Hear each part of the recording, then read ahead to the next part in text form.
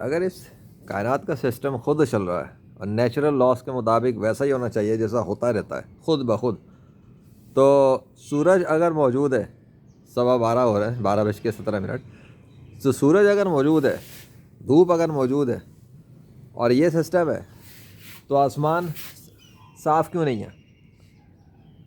आसमान के ऊपर धुंध क्यों है? नीला आसमान नज़र नहीं आ रहा, बादल मिले हुए क्यों ऊपर? और यहाँ धूप की शिद्दत इतनी ज़्यादा क्यों नहीं है? फ़र्क दिख रहा है? हालांकि 12:15 हो रहा है, सूरज वहाँ एन बीच में चमक रहा है, तो ये फ़र्क क्यों है? सूरज को तो धूप फैलाना चाहिए, आसमान को साफ़ होना चाहिए था। कल तो हमने देखा साफ़ था, उससे पहले भी वक्तों में देखा हमने सब कुछ था। तो चक्कर क्या है? ये खुद चल रही यूनिवर्स और ख़ुद आसमान साफ़ नहीं हुआ। आज क्यों नहीं साफ़ हुआ? अब तक साफ़ क्यों नहीं हुआ? मेरा सवाल तो है, मैं तो अभी आया हूँ ना, मेरा सवाल तो सिर्फ इतना है कि अब तक आसमान साफ़ क्यों नहीं है? लाहौर के अंदर ये धुंध वाला आसमान क्या बता रहा है? ये शेडिश जो बादल बने हुए ये गायब क्यों नहीं हुआ? आज अभी तक गुम क्यों नहीं हुआ? सूरज तो कब से निकला हुआ, तो अभी तक सूरज की गर्मी में तपिश क्यों नहीं आई जो इनको ख़त्म कर सके?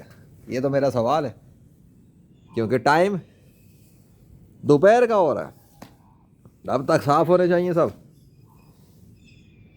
नहीं है ना? इसलिए कि खुद नहीं हो रहा है, खुद हो भी नहीं सकता, ये कुछ भी नहीं जाएगा, कुछ भी नहीं जाएगा। अगर अल्लाह चाहेगा तब ये सब चला जाएगा, जो मैंने दिखा दिया। उसका सूरज, उसका बादल, उसकी मर्ज़ी।